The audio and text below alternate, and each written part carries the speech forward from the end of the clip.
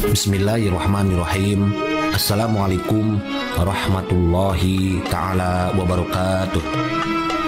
Kesuksesan membutuhkan sebuah proses, dan tak ada kesuksesan tanpa diiringi dengan kerja keras. Akan sangat sulit sekali untuk kita temukan orang-orang yang sukses hanya bermalas-malasan, karena kesuksesan tidak akan datang hanya dalam waktu semalam. Semua impian sukses harus terus ditebus dengan perjuangan keras yang dibarengi dengan doa. Untuk mendapat kesuksesan hidup yang hakiki, baik kekayaan materi maupun spiritual, maka perlu kiranya untuk kita perhatikan 4 dimensi utama pilar kesuksesan yang meliputi doa, usaha, ikhtiar, dan tawakal. Salah satu cara untuk meraih kesuksesan hidup yakni dengan istiqomah melaksanakan sholat tahajud. Namun, barangkali mungkin pernah ada di antara kita mendengar seseorang berkata, "Saya sudah sholat tahajud setiap malam, sholat duha setiap pagi, dan berdoa siang dan malam. Akan tetapi, mengapa saya belum menjadi orang yang sukses?" Perkataan seperti ini tidak menutup kemungkinan akan kita dengar di tengah masyarakat. Lantas, sebagai hamba yang beriman, bagaimana kita menyikapi hal tersebut? Jawabannya sederhana saja. Jika akhirat yang kita jadikan sebagai tolak ukur kesuksesan, sebetulnya saat ini kita telah berproses menuju kesuksesan yang hakiki. Selama kita mendirikan sholat tahajud secara istiqomah semata karena Allah. Sedangkan jika dunia yang kita jadikan tolak ukur kesuksesan, ada beberapa kemungkinan yang menyebabkan kita belum meraih atau belum menjadi sukses. Dalam kesempatan kali ini akan disampaikan setidaknya ada 3 hal yang menyebabkan seseorang sudah rutin dan rajin tahajud namun masih belum meraih kesuksesan. Di antara ketiga penyebab tersebut sebagai berikut. Nomor 1, kualitas sholat yang masih belum sempurna. Kita cenderung mengira bahwa sholat yang kita lakukan sudah benar dan sempurna. Padahal perkiraan itu keliru. Dalam hal ini Rasulullah SAW pernah bersabda yang artinya, sesungguhnya pelaku ibadah itu mengira mereka telah menegakkan sholat seutuhnya. Padahal tidaklah tertulis baginya kecuali setengah sholat, atau sepertiganya, atau seperempatnya, atau seperlimanya, sampai sepersepuluhnya. Hadis riwayat Ahmad dan Abu Dawud. Berdasarkan hadis tersebut, maka mari kita coba koreksi kualitas sholat masing-masing yang sudah kita dirikan. Apakah sholat kita sudah sempurna? Apakah sholat kita sudah kita dirikan dengan sabar dan ikhlas? Apakah sholat kita sudah mencegah kita dari berbuat keji dan mungkar? Jangan-jangan sholat kita masih berparadigma sholat terus maksiat jalan. Nah, jika ini yang terjadi, agar semakin dekat dengan Allah, maka kualitas sholat harus dilejitkan dan intensitas maksiat harus diminimalkan hingga mencapai titik yang paling rendah. Nomor 2, keliru memaknai konsep qanaah dan tawakal. Kita mungkin memaknai konsep qanaah dan tawakal sebagai sebuah kepasrahan terhadap nasib tanpa pernah berusaha sedikit pun untuk mengubahnya menjadi sebuah kesuksesan. Misalnya, setelah selesai sholat tahajud dan zikir yang panjang hingga menghabiskan seluruh malam, dan di pagi harinya kita habiskan dengan sholat duha, namun selanjutnya kita tidak bekerja. Hal inilah yang menyebabkan mengapa sukses itu sulit kita raih dan kita dapatkan.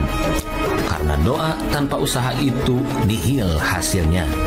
Dan tidak ada kesuksesan yang diraih tanpa adanya usaha dan perjuangan keras yang disertai dengan doa. Nomor 3, sholat yang didirikan belum istiqomah dan khusyuk. Mungkin di antara kita telah mendirikan sholat secara istiqomah dan khusyuk, namun hati masih berucap, kapan suksesnya? Kapan kayanya? Kok miskin terus? Perkataan-perkataan tersebutlah yang menyebabkan ibadah kita menjadi kurang ikhlas. Tugas kita adalah bersabar dan tidak mengeluh, apalagi berputus asa dari rahmat Allah.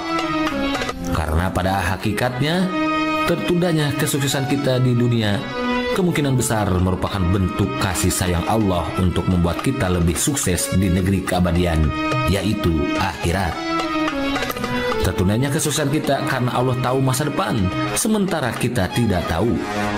Dikhawatirkan saat Allah melimpahkan harta kepada seorang mukmin, justru akan membuat mukmin itu jauh darinya. Tengoklah kisah Qorun yang dijadikan kaya oleh Allah SWT, tetapi kemudian ia binasa bersama hartanya itu dan terlempar ke dalam neraka. Kesuksesan dan kekayaannya telah membuat Qorun semakin jauh dari Allah hingga ia tersesat. Allah SWT berfirman, jika ia kaya atau miskin, maka Allah lebih tahu kemaslahatannya. Maka janganlah kamu mengikuti hawa nafsu karena ingin menyimpang dari kebenaran. Quran Surat An-Nisa ayat 135. Rahasia inilah yang tidak pernah kita ketahui, karena kita cenderung menggunakan standar materi ketika membicarakan kesuksesan. Karenanya, tidak mengherankan jika kemudian kita semakin dibuat buta dan tidak mampu melihat rahasia rahmat Allah ini. Salat tahajud adalah salat di mana Allah lebih banyak mendengar doa kita, termasuk untuk meraih sukses dunia dan akhirat. Sudah banyak orang yang membuktikan rahasia salat tahajud bagi kesuksesan bisnis mereka. Bahkan Allah telah berfirman yang artinya, dan pada sebagian malam, lakukanlah sholat tahajud sebagai suatu ibadah tambahan bagimu. Mudah-mudahan Tuhanmu mengangkat kamu ke tempat yang terpuji. Quran Surat Al-Isra ayat 79. Atas izin Allah lah semua orang bisa meraih kesuksesan dengan senantiasa melaksanakan sholat tahajud. Untuk meraih kesuksesan itu, yang harus kita lakukan saat ini adalah bangun di 1/2 atau 1/3 malam terakhir, kira-kira jam 2 atau jam 3 pagi. Kerjakanlah sholat tahajud minimal 2 rakaat dengan khusyuk. Jangan lupa di setiap sujud, selipkan doa untuk semua mimpi-mimpi kita. Adukan semua permasalahan hidup yang kita alami, termasuk soal bisnis yang sedang kita kelola, dan mohon kepada Allah yang Maha Penolong untuk memberikan pertolongannya. Insya Allah, hal demikian merupakan jalan yang lurus untuk meraih rahmat dan ridho Allah, termasuk jalan meraih kesuksesan. Sudah banyak yang membuktikan bahwa sholat tahajud merupakan salah satu ibadah sunnah yang sangat ampuh untuk melejitkan mimpi dan cita-cita. Dengan senantiasa melaksanakan sholat tahajud, seseorang yang sedang dirundung berbagai kesulitan dan kesempitan hidup, ia akan mendapatkan ketegaran, kejernihan pikiran, dan ketenangan jiwa, sehingga bisa terus optimis menatap masa depan. Melakukan tahajud dapat menciptakan suasana batin yang segar dan menenangkan, sehingga bisa bersungguh-sungguh dalam bermunajat dan meminta pertolongan kepada Allah.